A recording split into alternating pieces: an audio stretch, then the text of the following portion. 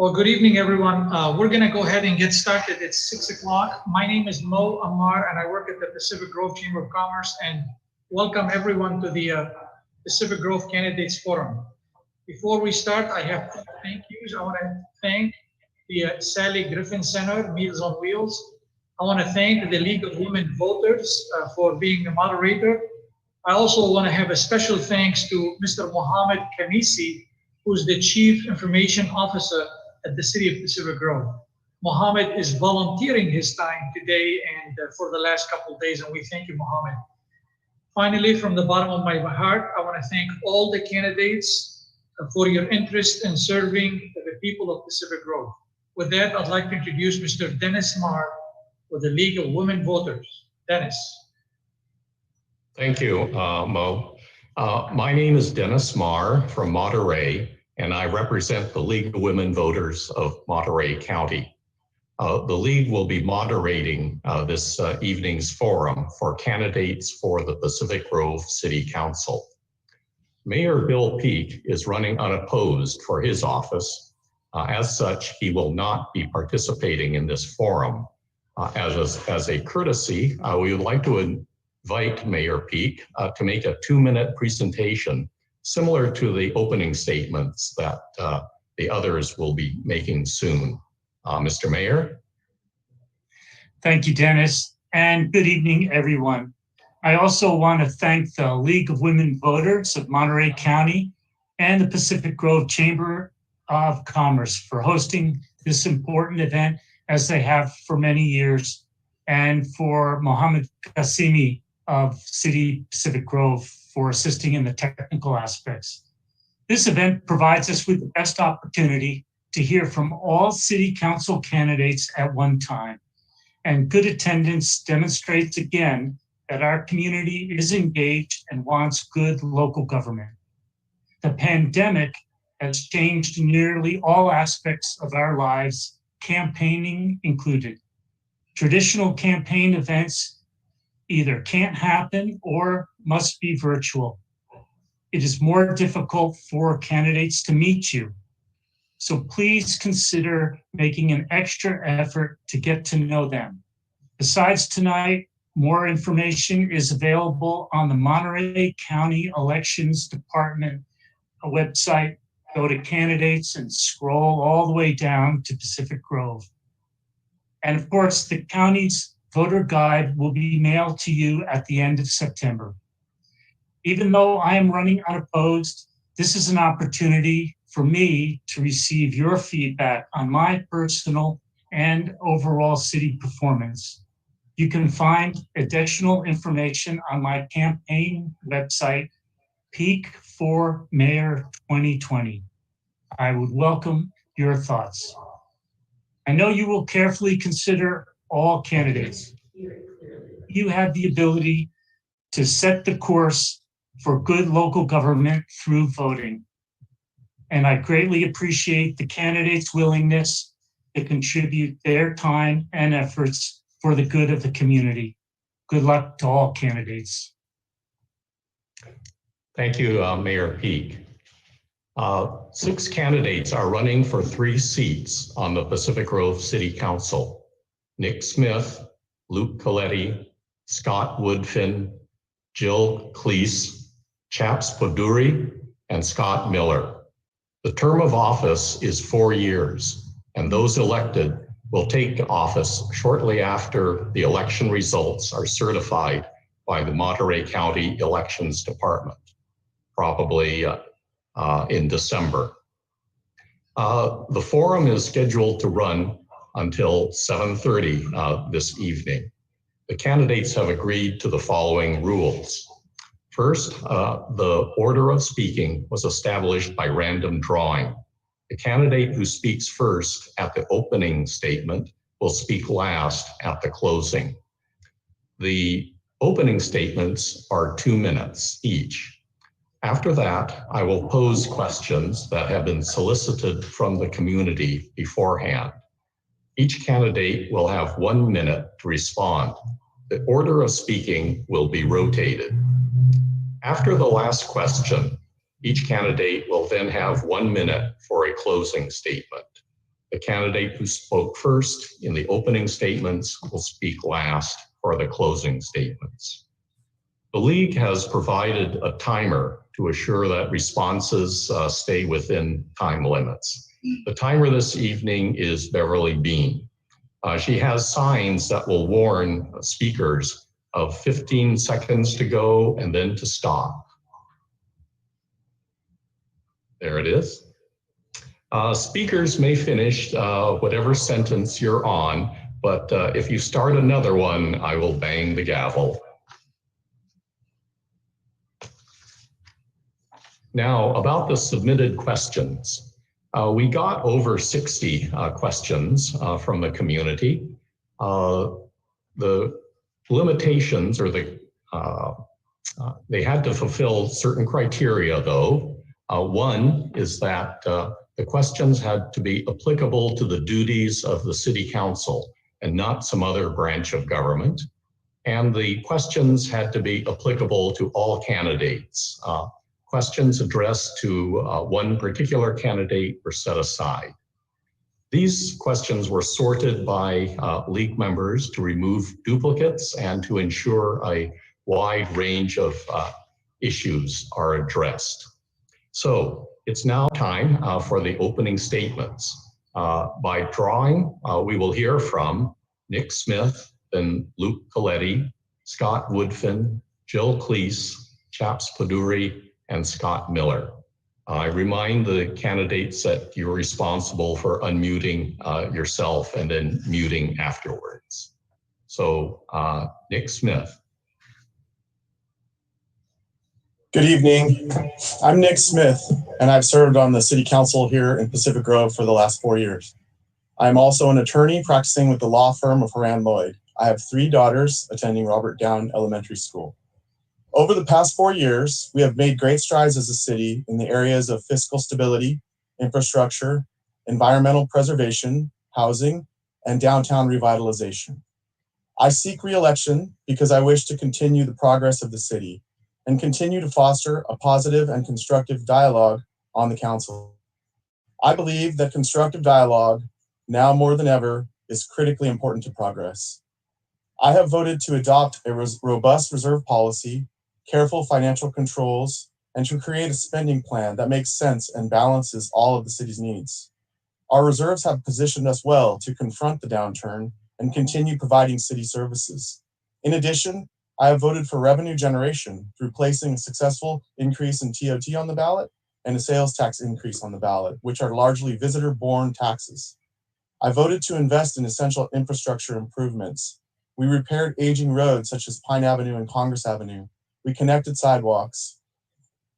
In addition, I voted to maintain our sewer system and to keep the city from falling too far behind that important curve. I voted to protect the coastline and the bay. We certified our local coastal program, made high-value stormwater improvements, and approved the Point Pinos Trail project. I voted for workforce housing, accessory dwelling units, and to further study potential affordable housing opportunities. I voted for Pure Water Monterey expansion through my role as representative to Monterey One Water to increase our water supply. I supported the city's efforts to help local businesses dispensing with normal procedures during the pandemic. And I supported the Holman Project and 522 Lighthouse Project, which will revamp our downtown area. I have the necessary experience and judgment to lead the city during this pandemic and after. Thank you. Thank you. Luke Coletti.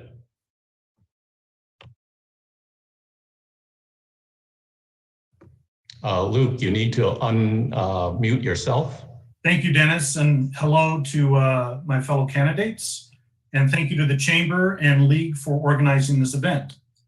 I am a lifelong resident and have been active in community affairs for years, learning our municipal code, policies, and challenges. 2 years ago, I helped author Measure N, the successful citizens initiative that limits short-term vacation rentals. I am running for election to the Pacific Grove City Council because I want to help preserve the residential character of our community and the unique quality of life we share. I want to represent the interests of residents and neighborhoods, protect our natural environment, pursue affordable housing, and help our managers and consultants understand the needs and values of our community. We must have a COVID-19 recovery plan that addresses the fiscal and social impacts of the pandemic, while directing City Hall to place the safety and well-being of residents as the top priority. Meanwhile, we must also address the lack of affordable housing for families and seniors. I will participate in our housing advisory group and be prepared for opportunities that may include the old Mission Linen property or a city-owned parcel. I also want to see the development of a master plan for healthy business districts. I respectfully ask for your vote. Thank you. Thank you. Scott Woodfin. Hi, everyone. Thank you for the opportunity to allow me here to speak tonight. My name is Scott Woodfin. I moved down here about 9 years ago from the San Francisco Bay Area with my wife, 2 kids, and my parents also moved down here with us. Since the early 90s, I've been working in public safety. I've worked in several communities throughout the Bay Area.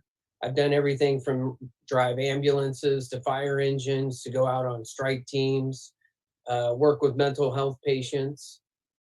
Currently, I'm working in fire prevention, which has afforded me the opportunity to really learn the municipal code. And also I went through 3 code adoption cycles for the California Fire Code, as well as hazardous materials codes and local municipal codes and county codes.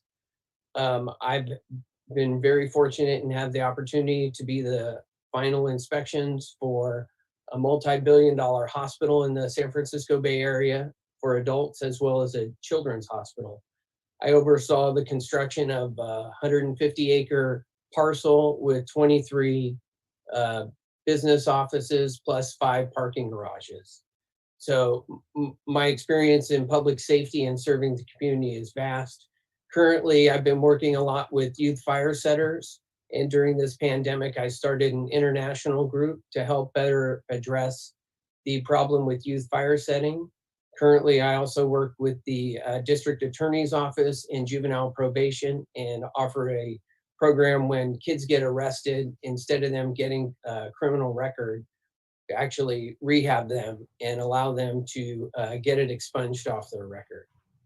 Thank you. Thank you. Jill Kleiss.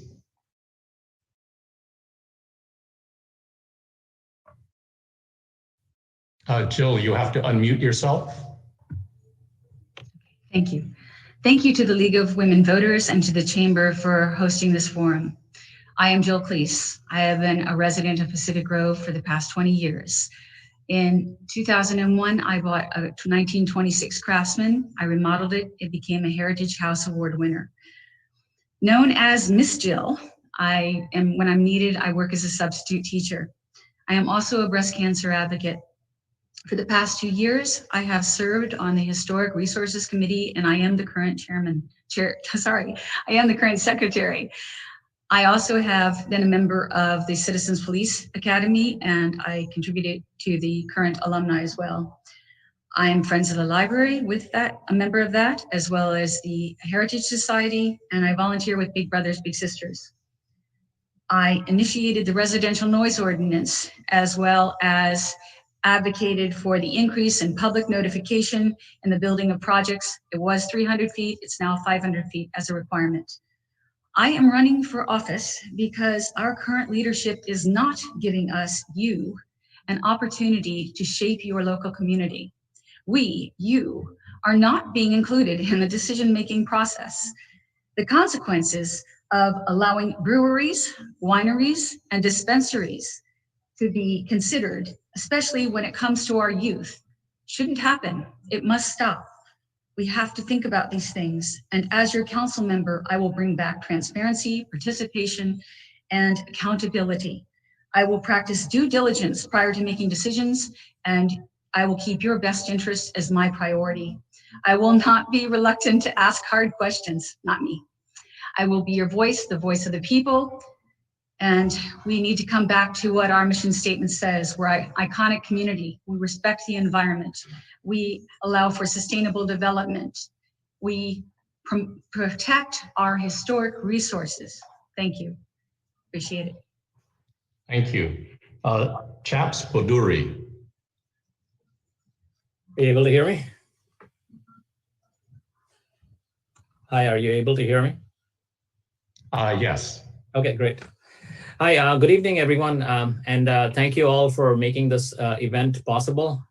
Before anything else, I would like to recognize Mayor Pro Tem Hewitt for his extraordinary run of the council, as well as Ms. Cynthia Garfield for doing such a fantastic job.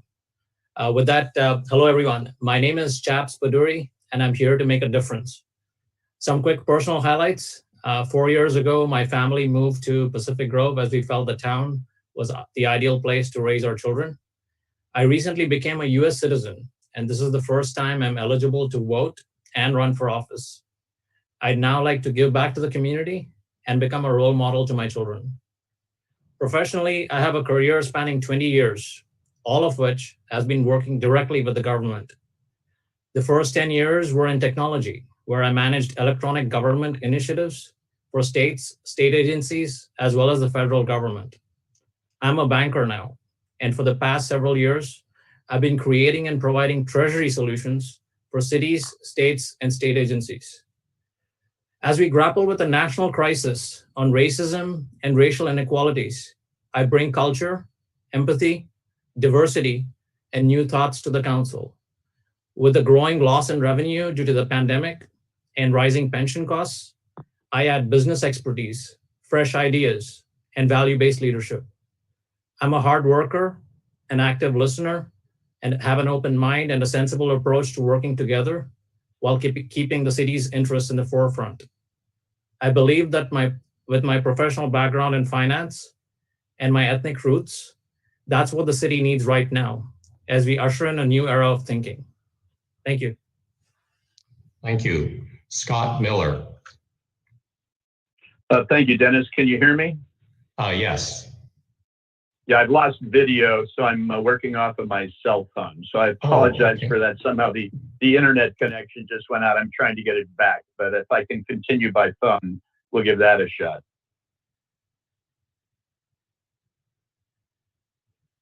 Dennis? You're fine. Go ahead. Okay, thank you.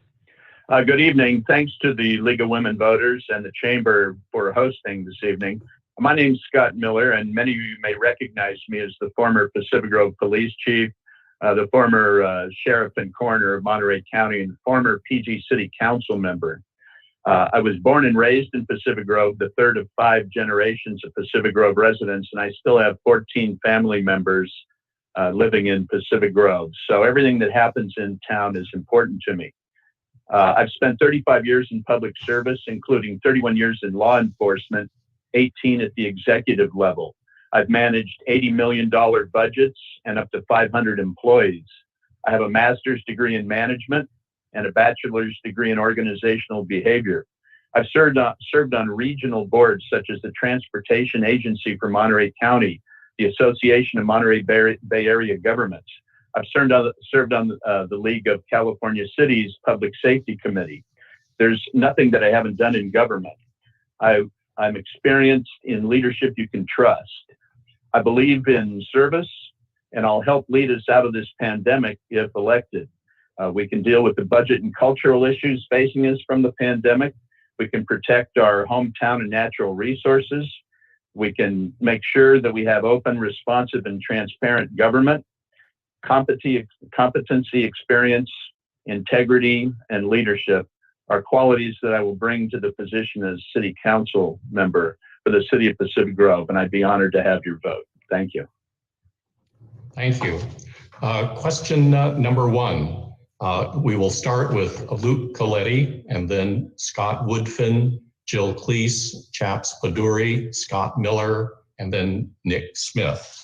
The question is, what is your position regarding the new hotel proposed at the American Tin Cannery? And Luke Coletti. Thank you, Dennis. Regarding the ATC or proposed hotel, the site is zoned for hotel use, but I believe it needs to be a right-sized hotel. The city is currently circulating a draft EIR for a proposed 3-story, 225-room hotel. Comments are due September 28th, and the public can contact community development for details. I invite all of you to review the document and comment. Some concerns of mine are water availability and possible violation of the cease and desist order. The excavation work will result in 70,000 tons of material being hauled away.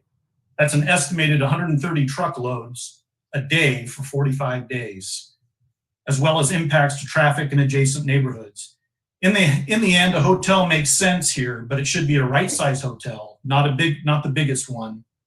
The EIR will consider this, so make your comments known. Thank you. Thank you. Scott Woodfin. I feel the hotel is very important to the city. Tourism is a huge part of being in Pacific Grove. Doesn't matter where you go, people know about it. But like Luke was saying, I mean, there's a right size and a wrong size. So to me, it just seems like the hotel is oversized for that area. I think the traffic impact alone is going to cause a nightmare for a couple of years at least, until they finally figure it out. Whether they have on-site parking or not, you're still going to have the people wanting to use the pathway and the areas around it, plus the tourism with the aquarium. So that area is just going to be extremely heavily impacted. And I can imagine that most of us that live here will try to avoid it. Thank you. Thank you. Jill Kleiss. Am I mute? Great. Hi. I agree with the right size hotel. However, my very first priority, would be that we have to see what they're going to build before it's being built. There has been a cry out from the public not being heard to put up story poles. The reason we're given is that they're not safe. Well, the safety here really involves the public being involved to know what they're getting into before it gets built, and then we create the problems afterwards. I agree, we all might have an opinion what the right size is, but we need to know what we're looking at before we make that determination. I'm also worried about the underground digging of the parking and that it might disturb the harbor seals at the Marina Hopkins Center. I'm worried about the trees being cut. Mostly, I'm worried about public review, once again, not being exercised because in this pandemic, the ERI draft documents are not readily available to mom and pop, Joe Americans, someone without a computer or access easily. We need to do that. We need to change that now. Thank you. Chaps, Poduri. Yes, thank you. So I view any business development that is coming into the city as a positive in general. I understand there will be comments about the right sizing. There'll be comments about how the hotel is being built. All those are there. And I think the city should be more transparent in general in providing those services to the public. However, I do view the hotel in itself and any long-term, which is a long-term business development, to be very positive for the city because it is going to make the city more appealing and it'll make the business climate in general more friendly. And what that will do is it'll enhance the visitor and the citizen opportunities, which in turn will help the city collect revenue based on those opportunities and then be able to serve the community based on the revenue that's made. Today, we're facing a shortfall in revenue. This is a prime opportunity for us to review and move forward with it as it is. Thank you. Scott Miller, we see you again. Dennis, it's good to be back.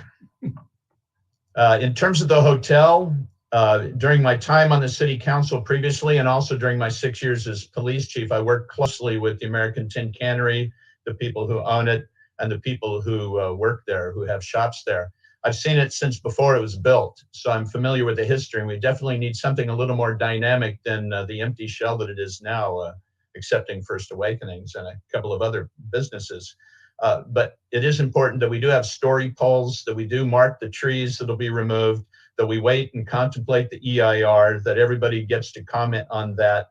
Also, a concern I have with the hotel in general is I read through the grand jury, the civil grand jury report, that talked about our city manager's involvement in the last failed project to put a hotel in there. So I think transparency and openness is of the utmost importance as we go forward with this project, which should certainly be right-sized to enhance Pacific Grove's appearance. Thanks.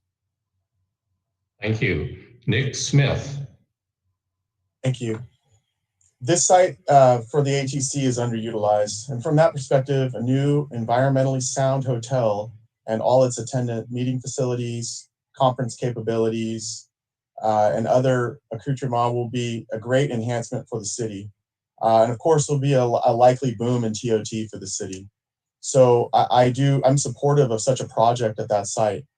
Obviously, given that the project is in the draft EIR status, and now is the opportunity for public input, I would ask the residents, give your input on the project, make your concerns known. It is by no means a completed project. It has a long way to go. There are going to be a lot of regulatory considerations that have to be taken into account before we can have this project move forward. So, but from what I've seen, it looks like a quality project, and I wish it the best as it moves through the process. Thank you. Thank you.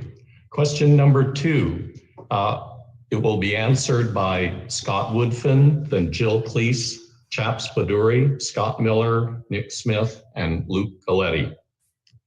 Were you in favor or opposed to the newly passed ordinance to allow a cannabis dispensary in Pacific Grove?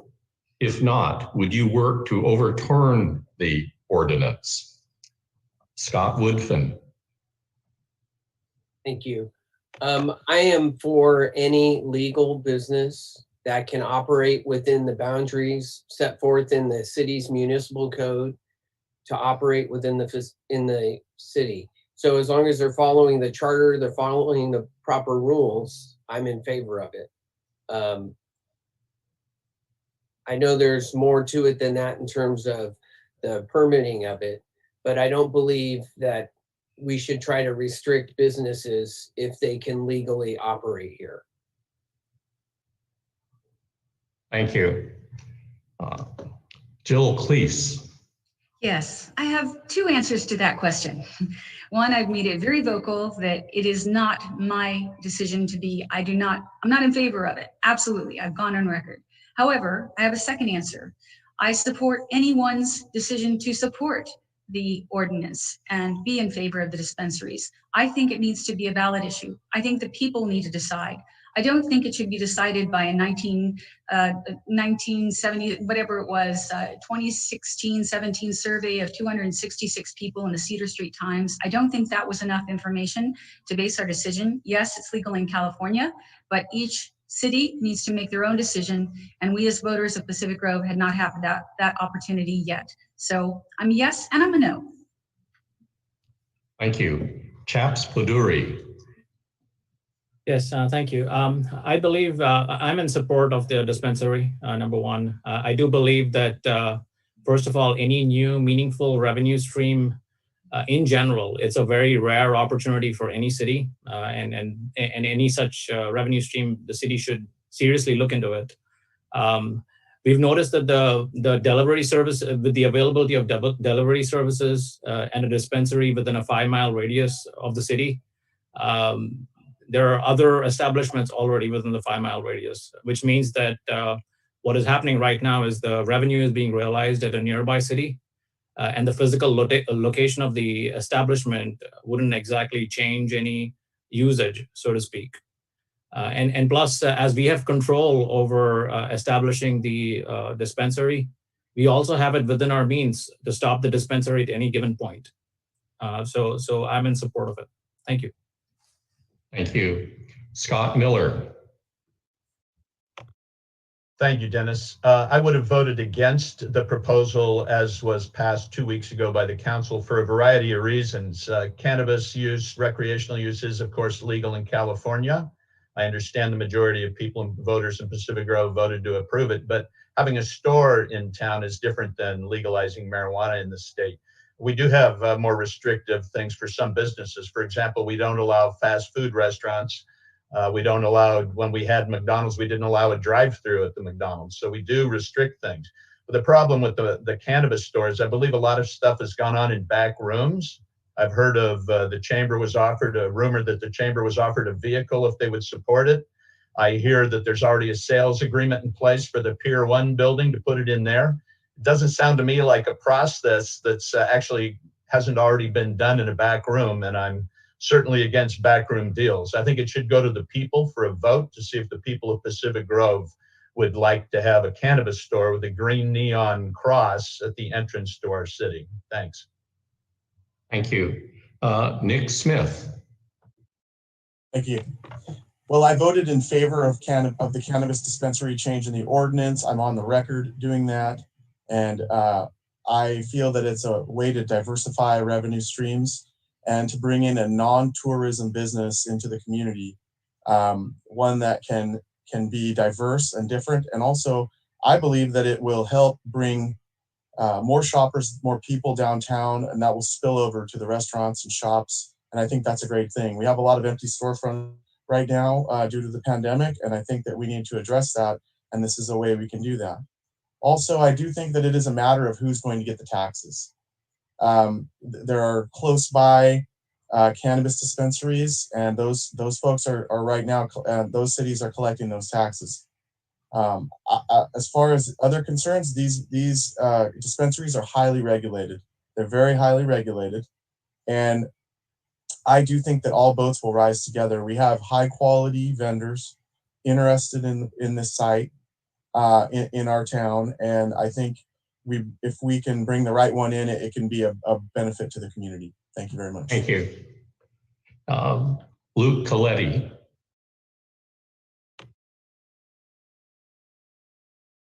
Luke, you have to unmute yourself. Thank you. I think it's important for all of us to recognize there are very different opinions about this. In fact, as we speak, the school board is considering a resolution opposing the city's plan to adopt a cannabis ordinance. The city's cannabis ordinance should not be rushed, and yet it is. I believe it's a disservice to the entire community to do so. So I am recommending the city first hold public workshops and then let the people vote on it. I would completely support the will of the people, and I believe our residents would too. Let the voters decide, not 4 council members, 2 of which are leaving office this November. Thank you. Thank you.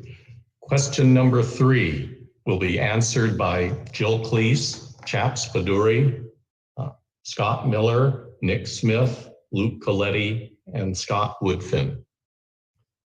What suggestions do you have for the city to better enforce COVID-related health mandates, especially during the high tourist areas, such as the beaches and the recreation trail?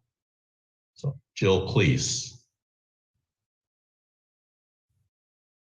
You have to unmute yourself, Jill. Jill, you have to unmute yourself. Thank you. Okay, I need a little technical assistance here if I could have somebody. It keeps toggling back and forth, so if I could get a little extra help on that, I appreciate it. So if I could start the clock again, I'd appreciate that. Yes, go ahead. Thank you very much, I appreciate it. I think the city is making a good first step in terms of having an officer, a civilian, that's going to be able to give citations in an administrative capacity. I think that's an excellent first step, because we have to take it seriously. And right now, it's just a suggestion. Even though we have a warning, we have the $100 fine, it's really not being practiced as much as we'd like it to be practiced. People like me who are at risk for getting the virus need to be very protected. Residents, I'm hearing, are staying in their homes during the weekends and not going out because they're scared of getting ill. I can understand that. We need to be very protective of our beaches. We need to take an active role. We need to include the community, and we need to take it very, very seriously. This isn't something that's going to go away overnight, and we need to do what we can to protect our residents and our community to go forward. Thank you. Chaps, Poduri. Yes, thank you. So the pandemic has been a unique situation, no doubt. But in my view, we need to continuously learn, adapt, and improve.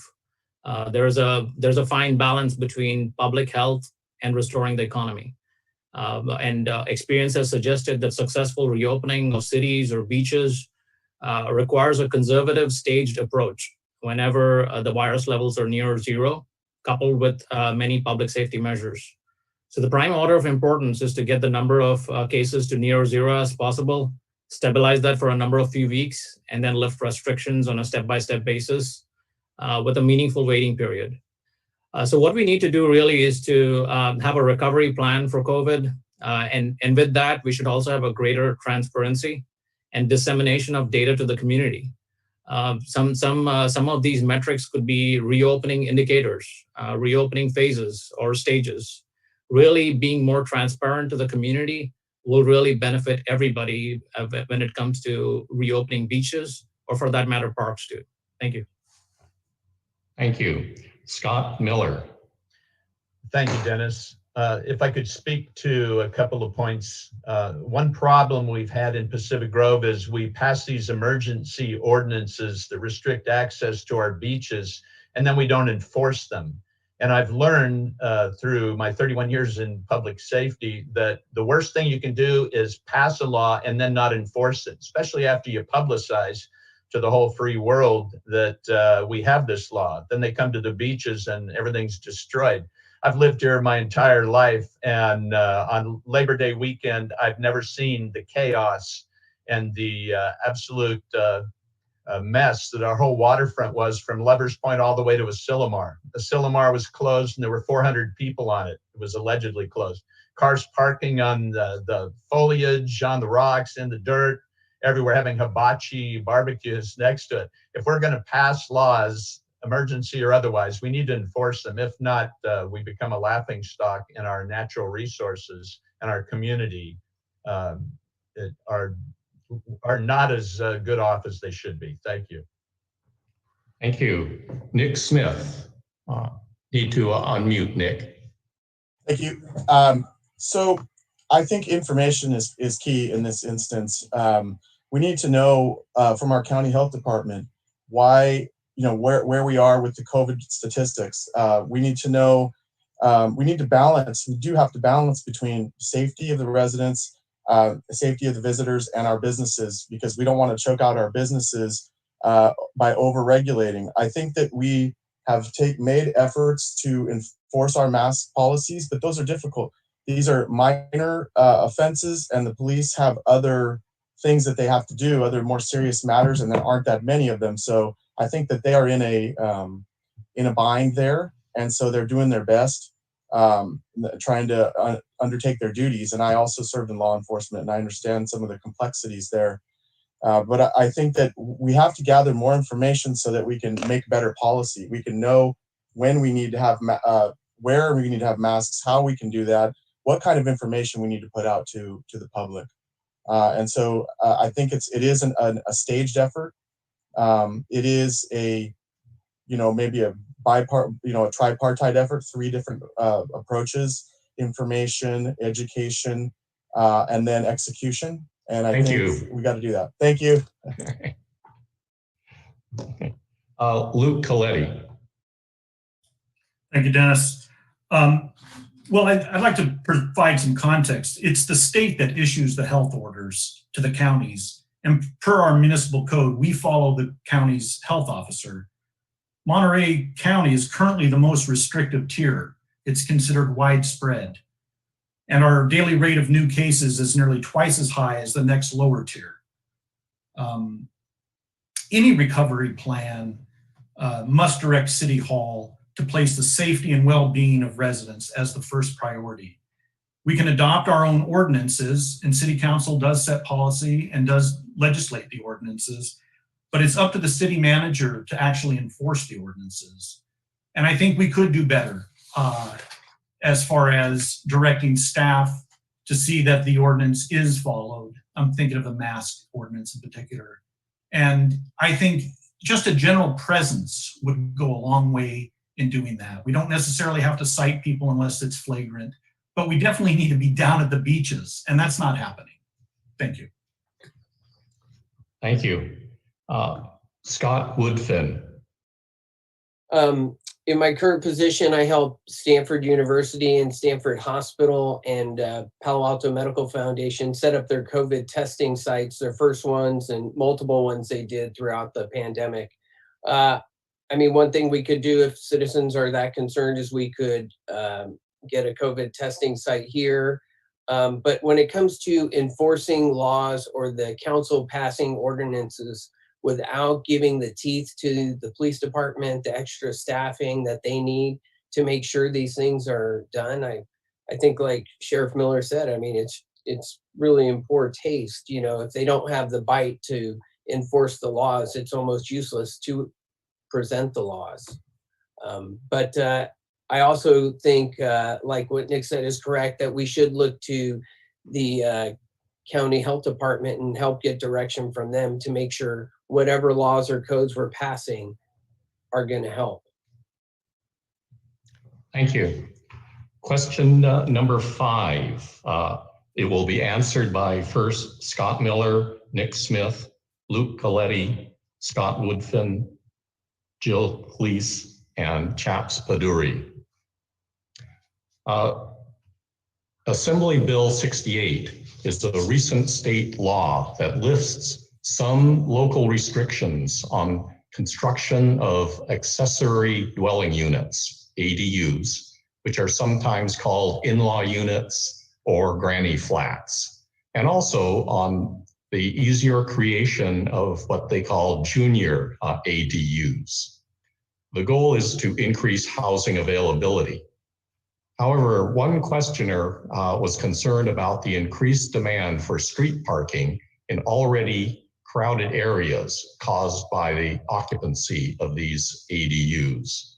Another person noted that in her neighborhood that a recent conversion turned a single family dwelling into basically what's a triplex. What can be done at the city level to mitigate the impact of these conversions on neighborhoods?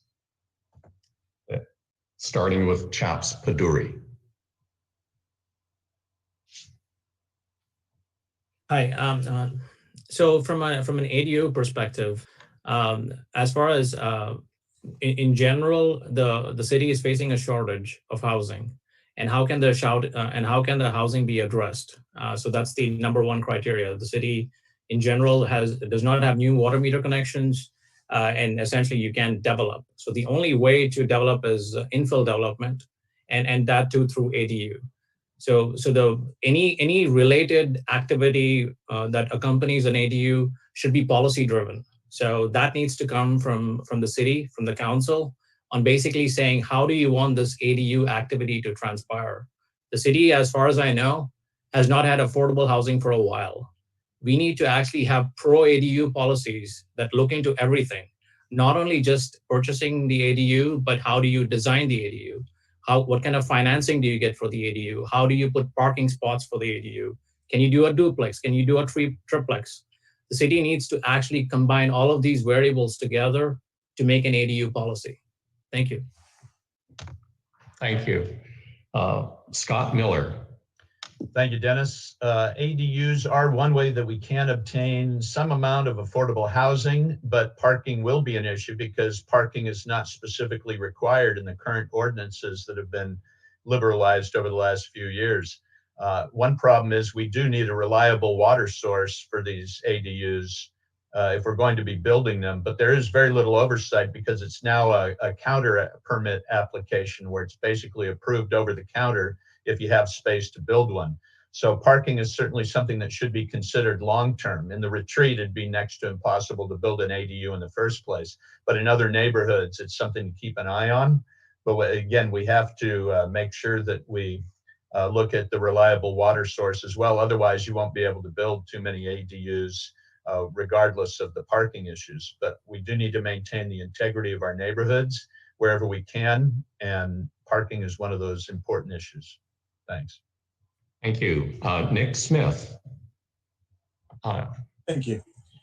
ADUs are state mandated, meaning that when the state passed the law easing restrictions on ADUs, we then passed a similar ordinance to implement that law. So there's a lot of what we do that is state mandated that we cannot change. We cannot restrict a lot of the things that ADUs that have been stated. We cannot restrict them in any way that would hamper affordable housing. And because at the end of the day, what these are designed to do is provide affordable housing. And so we need affordable housing in this community very badly. And so that if there are some growing pains associated with that, that might have to be the case. And also we are somewhat hamstrung by the state on what we can do to regulate these. So I think that ultimately they are positive and I'm supportive. I voted in favor of ADUs and I continue to support them as a means of creating affordable housing. Thank you. Thank you. Luke Coletti. Well, I think the question is, what does the state allow the city to do as far as regulating ADUs, accessory dwelling units? And the answer is not much. They've removed almost all discretionary review, and this includes parking, utility hookups, just about all the things we would normally think you have to go through to get like a use permit for a house. It's interesting, the only thing the state really allows a city to regulate or to prohibit is the short-term rental of the ADU, because of course that would defeat the whole purpose of building more housing for residents, long-term residents to live in. So I support ADUs, and as far as water goes, half of the city's water entitlement has been set aside for affordable housing units, including ADU, and that's about 15 acre feet. So there's plenty of water to do ADUs. Thank you. Scott Woodfin. I think one thing that when we talk about ADUs and people always talk about affordable housing, there's no real tracking mechanism to verify that all these ADUs that are being built are used for affordable housing. And when it comes to the parking, it is very unfortunate that there's really not much the city can do. I think maybe the best thing that they could do is maybe do some public outreach just to make people aware of some of the rules. Because whatever happens, and I know going through so many different code adoptions and code changes and, verbiage changes, when people are making these rules, most citizens don't read the municipal codes and they don't understand all the impacts that are happening. Thank you. Jill Kleiss. Thank you. I need to do a little more research on this. I don't think I have enough information to do that. I know our bigger issue is housing, and we really, really have to pay attention to that because only 16% of our workers are living in Pacific Grove. So they're living somewhere else. And that's a big consideration to me because I really care about who lives here, who works here, the people who support our community. I am concerned also about parking. I don't have a garage, so I park on the street. And if there were a lot of short-term rentals or ADUs, I mean, thank you to Mr. Coletti for his efforts there. We'd really be very hard pressed for parking issues. So there's a lot of things to concern myself with. To be the voice of the voters, I'd have to hear what the voters think and get back to you. Thank you. Thank you. Question number 5 will be answered first by Scott Miller, then Nick Smith, Luke Coletti, Scott Woodfin, Jill Kleiss, and Chaps Poduri.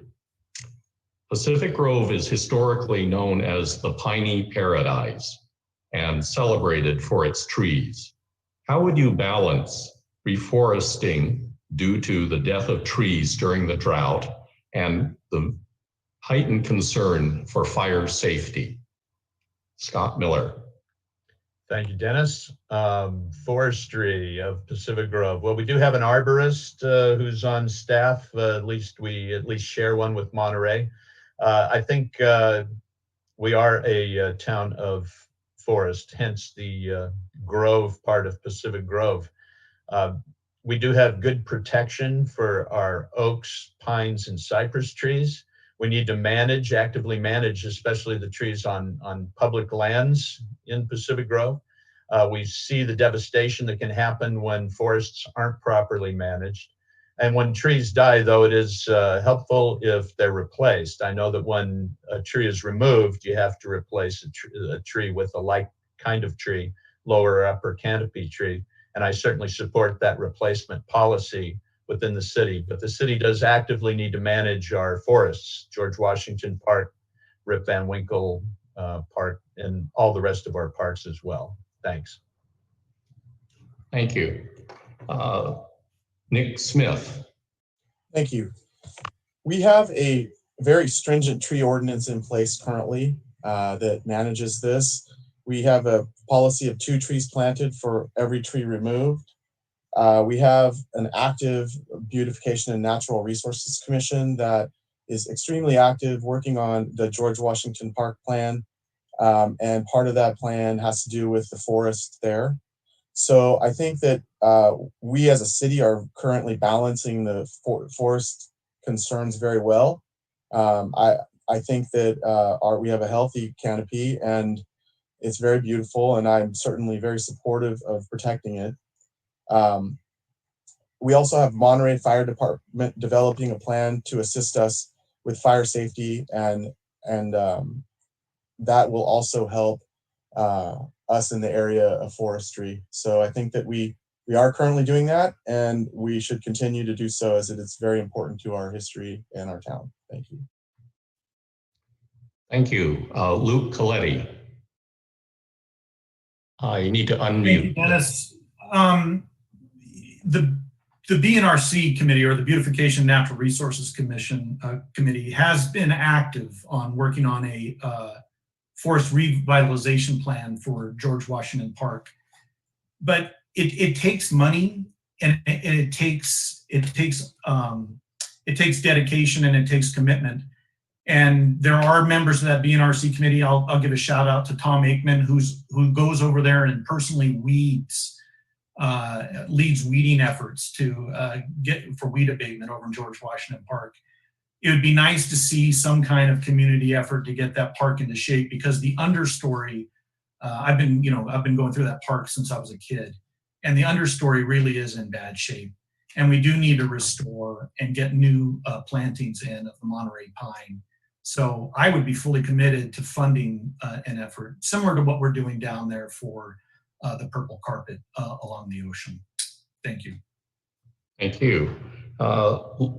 Scott Woodfin. So most cities try to have a 30% canopy coverage when it comes to the trees. Pacific Grove's doing a really good job. There's a lot of easy things they could do that are out of the box thinking that I know when we had a tree removed at our house that was dying, we have to replace it with 2 trees. I asked if I could place one of the trees in a public area, and the city was just against it. They wouldn't even hear it, and I have a very small lot, so it's not like we could fit a ton of trees here. But it's just simple things like that people could put in George Washington Park, or they could donate them to the city, and then the city could plant them. So that way the city doesn't have to worry about the liability of people getting hurt out there. But with that said, obviously working with the fire department to make sure that the threat zone is safe and manageable is a great idea. Thank you. Jill Kleiss. Yes. Well, I believe that in all, we need to be good stewards of our land, our habitats, our environments, and that includes for me trees. And I am a little concerned that, even if a landmark tree near me was diseased and it was taken down and it was replaced, and I found out that it met the code requirements of having a 5-gallon oak tree replacement that to me looked like a little Charlie Brown tree. I know when I moved into my house in 2001, the seller, she had to replace a tree that was there, and she replaced it with a good-sized tree, a tree that now is a beautiful oak out in front of my house. It wasn't a Charlie Brown tree when I moved in. It was really a substantial tree. I really think we need to pay attention to this, the monarch sanctuary, pay attention to that habitat. Some trees were just cut down, vandalized recently. That concerns me greatly. I think we need to be good stewards, and I think we could do an even better job, and I'm all for that. Thank you. Thank you. Chaps Poduri. Thank you. I would like to capitalize on what Jill actually mentioned here. The recent news about the butterfly sanctuary habitat and the trees being cut down. Really, I would view this as an opportunity for the city to do something better that they have not done before. As a city, we should have, and being that this is the city of butterflies, a city of trees, of forests, we need to have annual campaigns or drives that actually involve the community to do things better for the community. That could be for the park, that could be for the beaches, that could be for anything. But really, we need to start from the city itself on actually driving these initiatives. And there are plenty of volunteers. You can have school volunteers, you can have community volunteers, you can have neighborhood volunteers.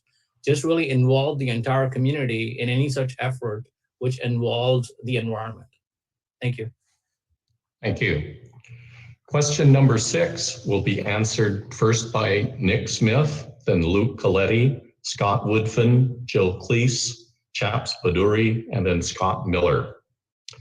How can the city navigate the loss of revenue due to the pandemic? What are your top priorities for the city, such as police, library, recreation, etc.? Nick Smith. So I think we're talking about two things here. So the loss of revenue, the city has already acted in this manner to address the loss of revenue from the pandemic. We have acted before the pandemic by having an excellent reserve policy and building strong reserves. And those reserves have now made it possible for us to withstand the pandemic, to maintain our levels of service and avoid layoffs. We have been able to be on the cutting edge of pension issues, having employees contributing more than any of the other communities around or at the top level.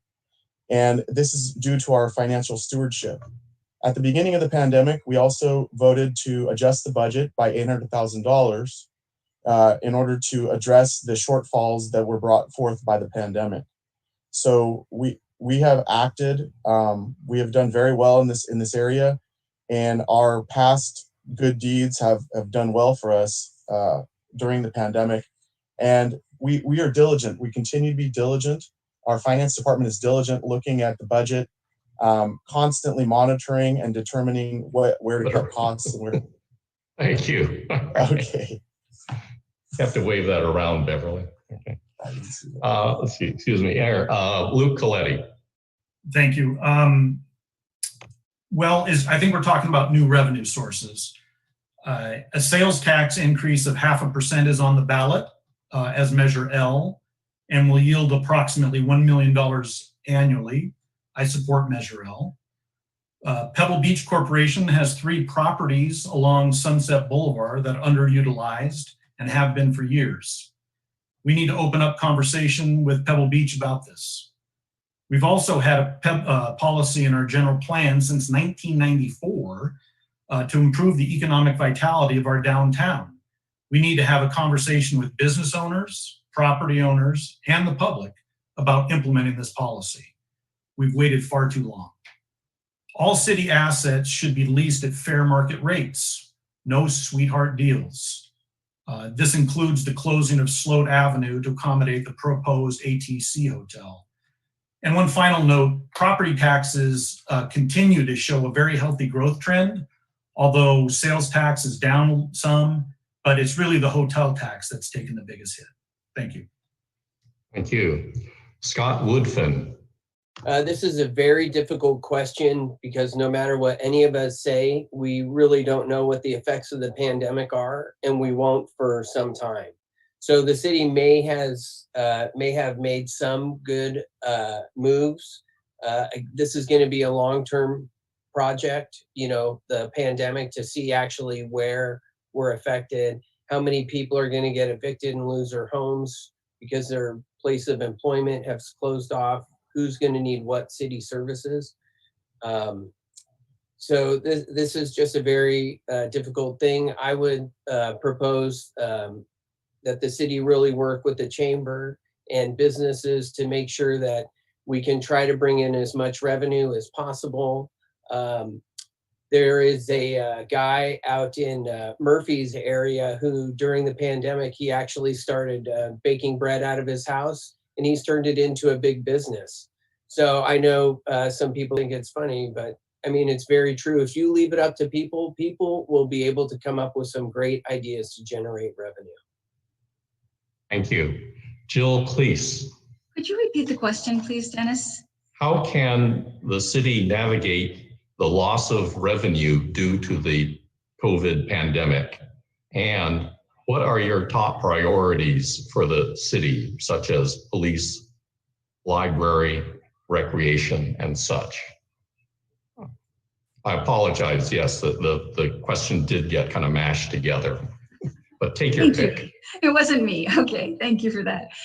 The loss of revenue is a consideration, but you know, that comes to anybody's household. When things are, you're struggling with your budget, you tighten the belts. You look at where we might be spending too much money. You know, what have we done? Have we increased the budget for 5 years and maybe we kind of look and tighten back to what we were 5 years ago? I am totally supportive of the downtown business, and actually, as Luke said too, to really work on a revitalization and work on the economic development plan for them. And there have to be some creative ideas that are put forth. I'm an ideas person. I work well with others. I will brainstorm. I will involve the public and find out what they have to say and what their ideas are, because I think it takes a lot of collective minds to come together to figure out what we're going to do with this economic downturn from COVID-19. Thank you. Thank you. Chaps Poduri. Thank you. So the city has three key revenue areas.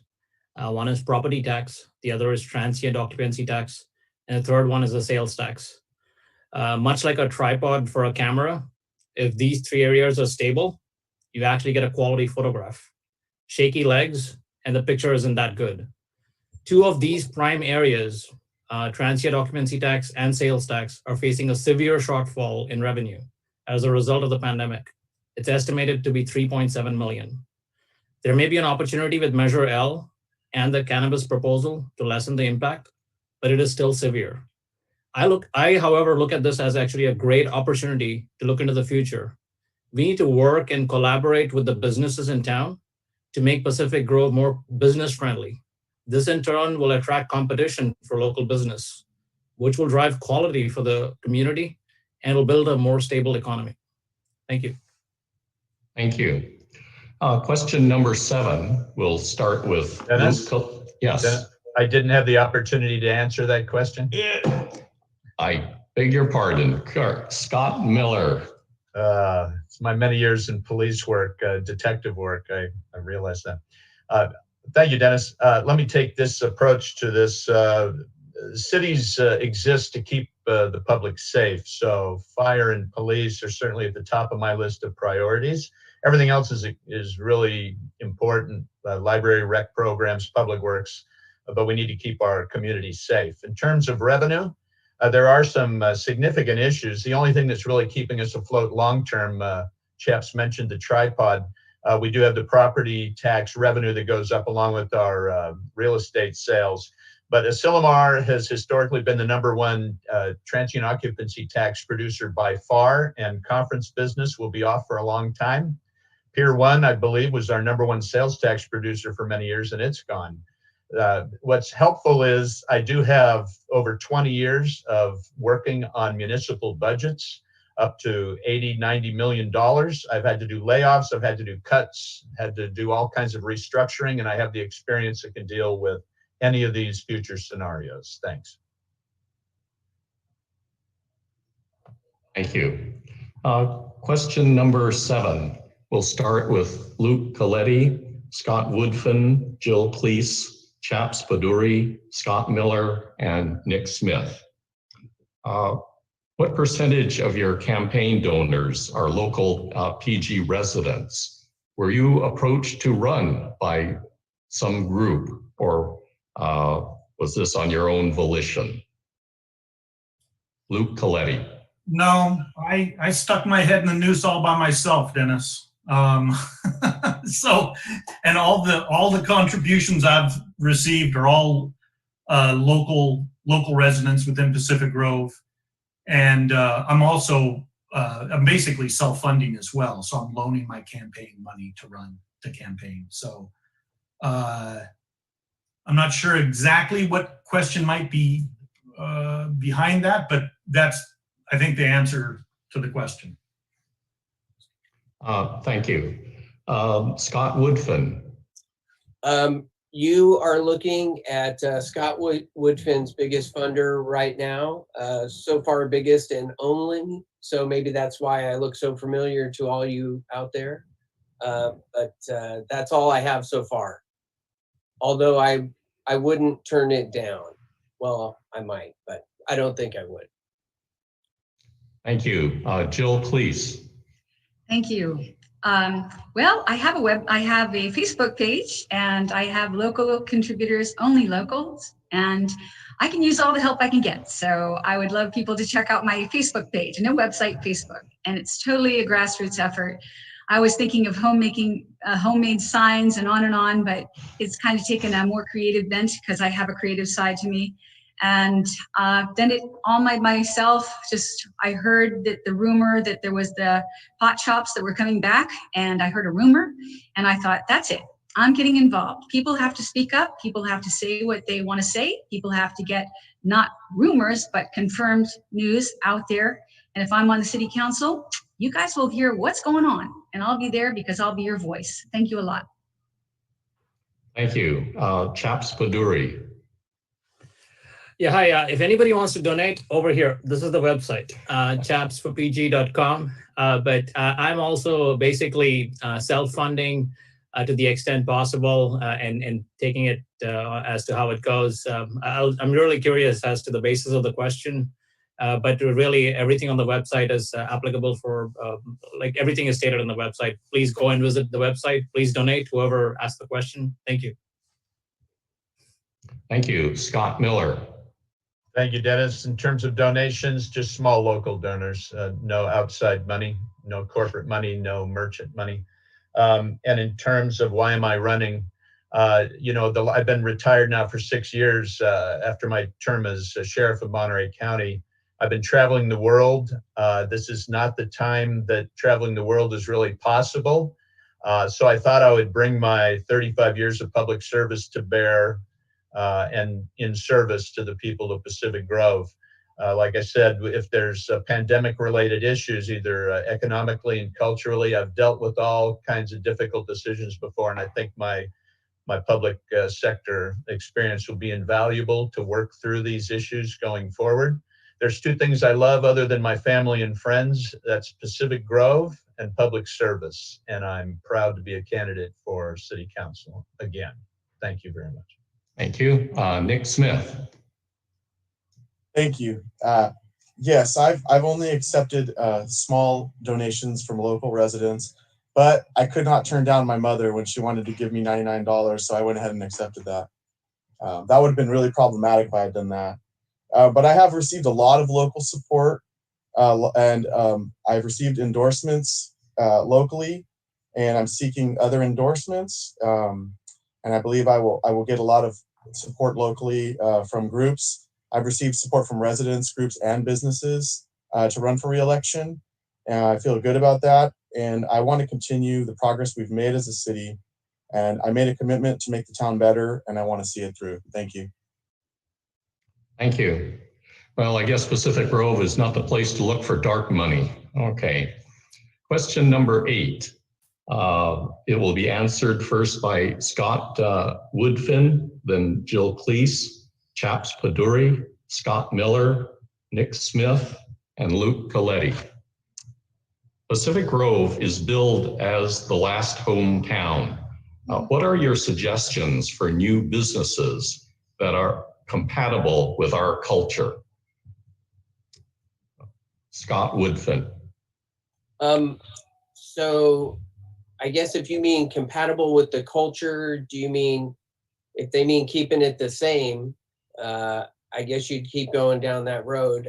I like the idea of trying to bring in new business I like the idea of just being able to work with the chamber, work with the citizens to make sure that the charter of the city is maintained in terms of the outlook of the city.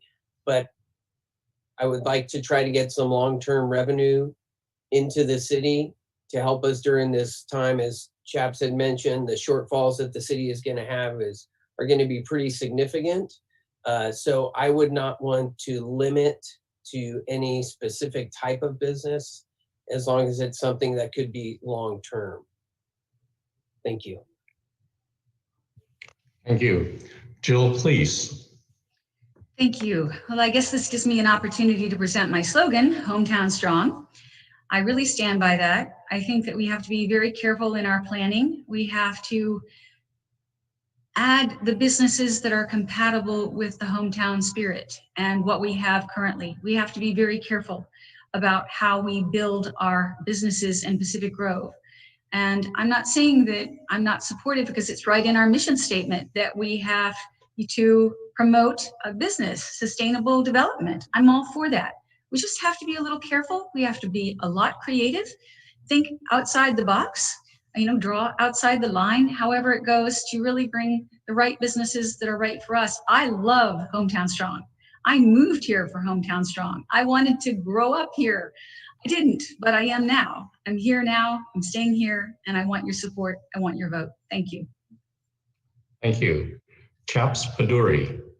Yeah, hi. It looks like this is a spot for promotions. I must mention that my email address is chaps@mylasthometown.com. So there you go.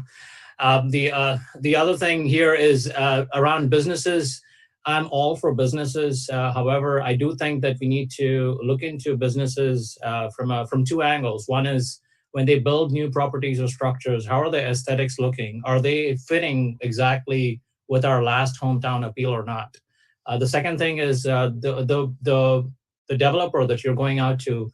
This community development organization or developer needs to work with the community to actually collect community feedback to say whether the development is feasible or not. That is a prime case that towns like ours need to take into account. How much feedback are the public actually giving to actually make the business that is built for the community? Thank you. Thank you. Scott Miller. Thank you, Dennis. As the third of 5 proud Pacific Grove generations, I certainly love to represent my hometown. My grandfather was the first generation here. He had a small store and butcher shop down on Lighthouse back in the 1920s. And we are, per our charter, which I heartily support, a city of homes. So the businesses that we need to have here have to be compatible with the nature of our town, which is what draws tourists here. So of course, we're driven by tourist business, but we can't sell out to that. We have to maintain the very thing it is that draws the tourists here.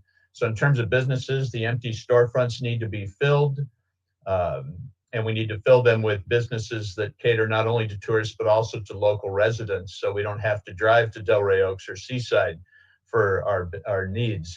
But we need to maintain our hometown ambiance so that we keep that moniker in play. Pacific Grove, the last hometown. Thank you very much. Thank you. Nick Smith. Dennis, would you repeat the question, please? Pacific Grove is billed as the last hometown. What are your suggestions for new businesses that will be compatible with our culture? Thank you. I think that a lot of the new businesses that we have attracted into the city recently are very compatible with our culture. In fact, we were recently voted one of the top 30 downtowns in America. And I think the reason is because places like Poppy Hall, Lucy's, Wildfish, Metzaluna, these restaurants and businesses in the downtown really do mesh well with our community. I believe they are compatible. I think that while new, they continue our upward trajectory in our commercial corridors. We're seeing a lot of things going in down there, and I think we need to continue to foster that, especially during this pandemic time. I think that people in Pacific Grove want to take their families. They want to go and with their friends and families to our town, walk around, see what's new, and I think that they can do that. There's been a lot of revitalization of restaurants Julia's is a great restaurant that's being revitalized. There's all kinds of great things going on in our town, and I think that a lot of it is extremely compatible with Pacific Grove. So I think it's happening. Thank you. Okay, thank you. Luke Coletti. Thank you. Well, Charter Article 5.5 states that we are a city of homes and that business shall be compatible with a residential character. Residential character is like Scott Miller said, that's what makes us unique. That is the golden egg. And time after time, I hear council or other people say how we can kill the goose to get the golden egg. We don't want to kill the goose. And that's my concern. I do believe we need to develop a master plan to revitalize downtown. The city is the largest landowner in downtown. We own the sidewalks, we own the streets. The layout of downtown hasn't been reconfigured since the 1930s. I think we need to look at making that more hospitable for and configurable primarily for restaurant use. But we need to be mindful of what we are and why people want to be here. It's because of our residential character, and we need to preserve and protect that. Thank you. Thank you. Question number 9. We will hear from Jill Kleiss, Chaps Poduri, Scott Miller, Nick Smith, Luke Coletti, and Scott Woodfin. What ideas do you have for increasing availability of affordable housing in Pacific Grove? Are tools such as rent control or incentives for builders viable? Jill Kleiss. Could you repeat that one more time? Because this is something I really want to get clear. All right. What ideas do you have for increasing availability of affordable housing in Pacific Grove? And then we added on a piece of another question from another questioner who asked about would rent control or special incentives for builders to construct low-income housing be viable tools?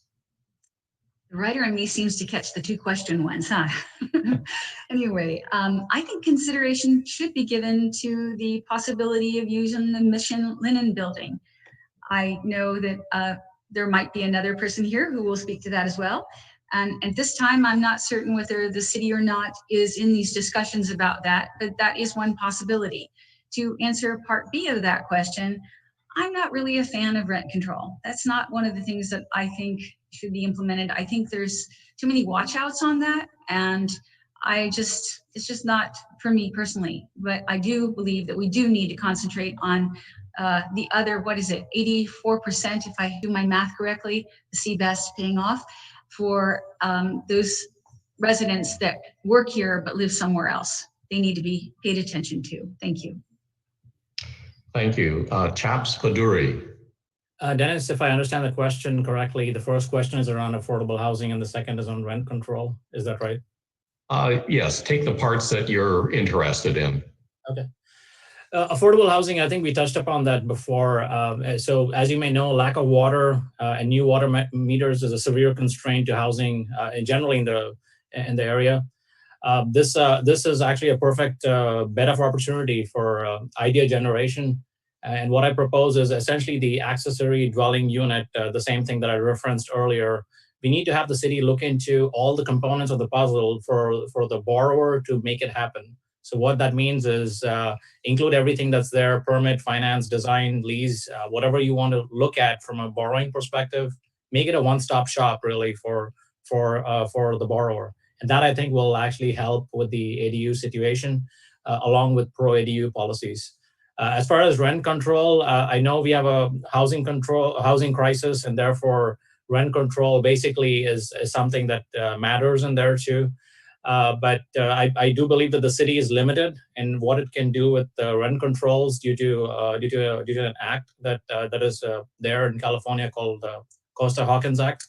But however, having said that, I do believe the city needs to have an operating framework or what I would call a guideline for rent control, which will at least be a foundation for how rent needs to be established.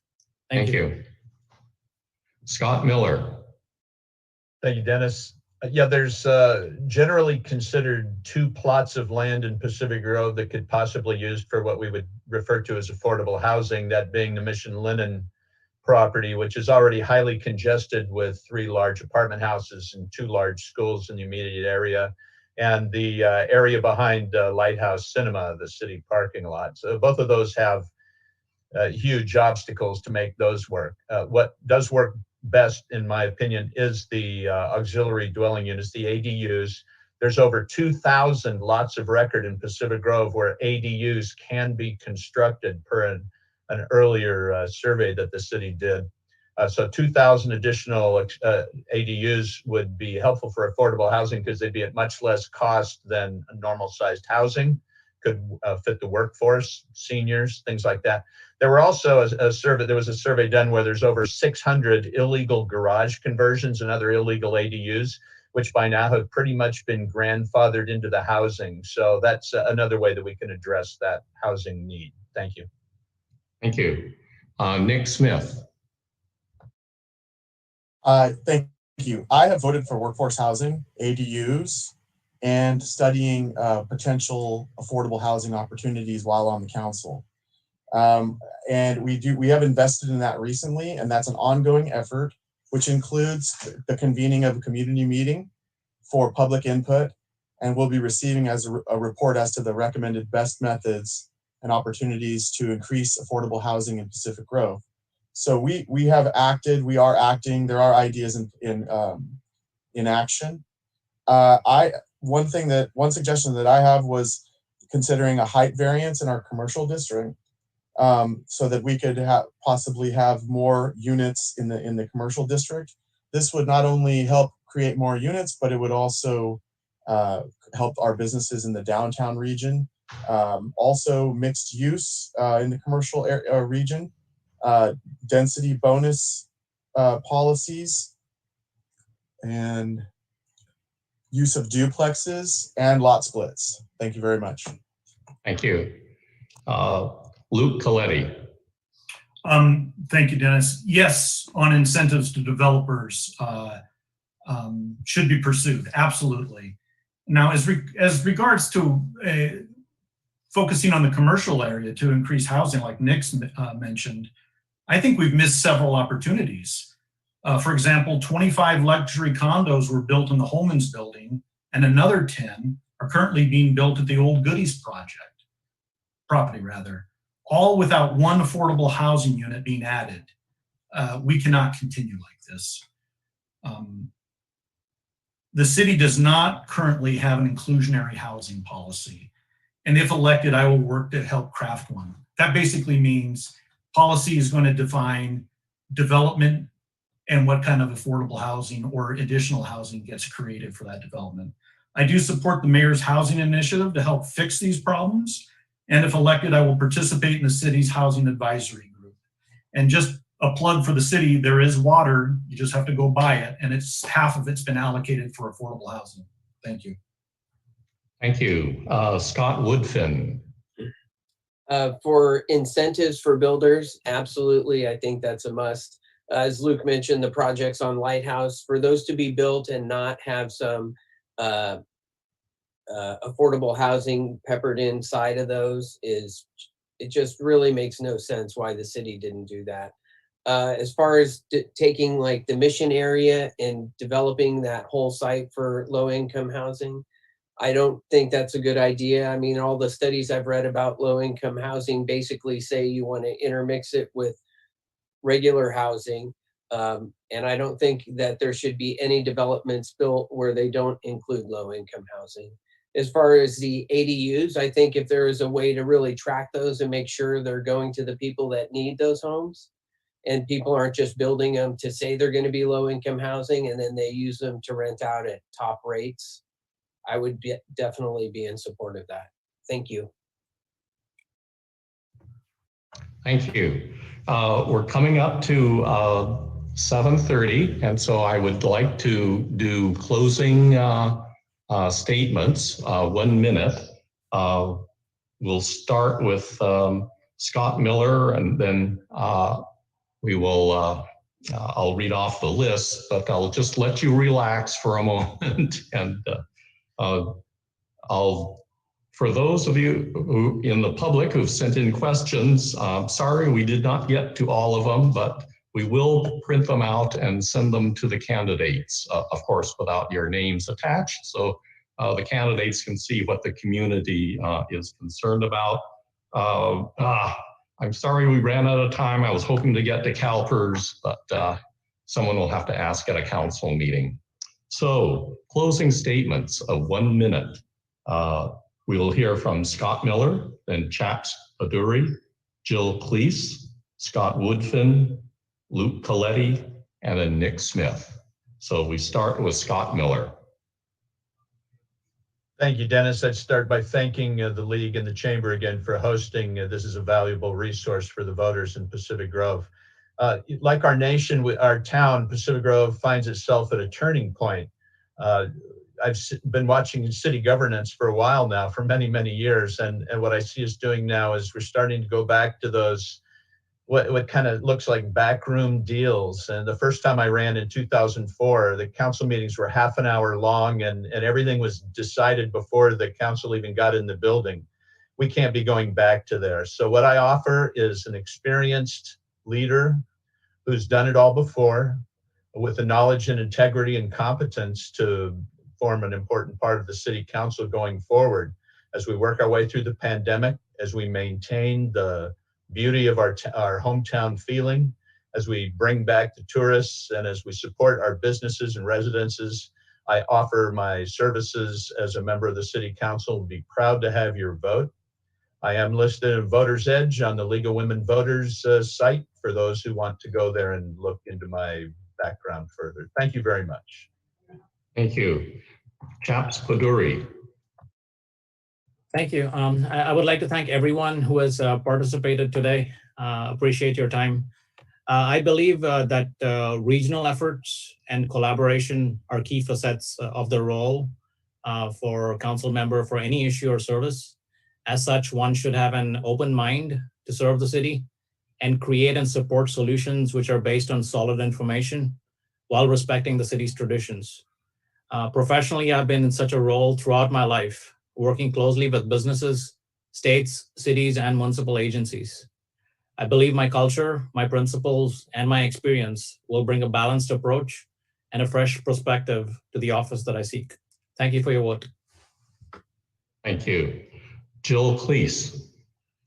Yes, I want to first offer my thanks to the League of Women Voters as well as to the Chamber.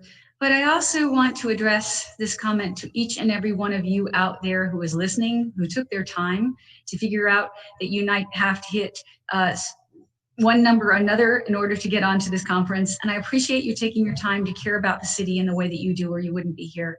I really do. And if you want to email me, I am very available and I will respond. Jill Kleiss, my name, which is a funny spelling, but it's there. Jill Kleiss, PG for Pacific Grove, @gmail.com. I will respond. My final statement is my commitment to you, each of you voters, is honesty, integrity, and respect. That's what I will bring to this office. I thank you. I appreciate your vote. I would hope for your vote. Together we are hometown strong. Thank you, everyone. Thank you. Scott Woodfin. Thanks again for the opportunity to be here tonight. If anyone has any questions for me, please email me at woodfinforpgcouncil@gmail.com. Again, my majority of my life has been in public service, doing public safety. I've done a number of things besides that, such as I've been running our breast cancer fundraiser for the last 5 years. I've been a mentor to at-risk youth for 7 years. I've been on our diversity group, our human relations committee, and I've also been working with a lot of mental health issues on our critical incident stress management team. I think transparency is very important. The city and the government has some things in place that can really help that. But I think one of the most important things is that people feel that they could reach out to the council and that the council will be responsive. And that also we can work together. It doesn't matter if I agree with somebody or disagree. At the end of the day, I shouldn't let my personal opinions get in the way, and I should do the will of the citizens. Thank you. Thank you. Nick Smith. Thank you, Dennis. We are in an extremely difficult period right now, and my heart truly goes out to those most affected. But we have to weather the storm, be nimble, make adjustments, and approach problems with logic and reason. We have to stay positive and constructive in our dialogue, in our leadership. Divisiveness and conflict based on emotion will only hold us back from our goals. And the city has made many accomplishments in key areas that I listed previously, including economic, downtown revitalization, housing, and others. And so we need to continue the progress. And that is what I offer. I believe that I am qualified, that I have the right experience to continue the progress of the city for the next term. We have to listen for understanding, not just to respond. We have to contribute to each other and listen to each other in a meaningful way. And I think the pandemic requires that kind of leadership. So if elected again, I promise to maintain my approach and disposition, continue to collaborate with stakeholders, and be ready for a new future when the pandemic ends. Thank you very much. Thank you. Thank you very much to all the candidates. I guess you could only hear me clapping. One more, and Dennis. nobody else. However, Dennis. we do have 115 attendees. One more, Dennis. Dennis, Oh, yes. one more. Oh, We forgot that square. oh, Last I'm but not sorry, least. Luke.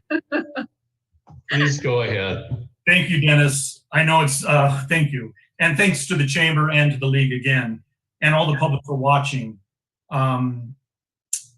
We need a new day in Pacific Grove. And that's what I intend and invite you to participate in my campaign. And I hope to deliver just that.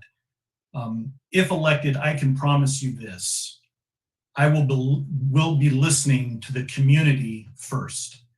That will be my focus. And you're welcome to visit my webpage. It's lukeforpg.com. And thank you again. And I really enjoyed this discussion. Thank you.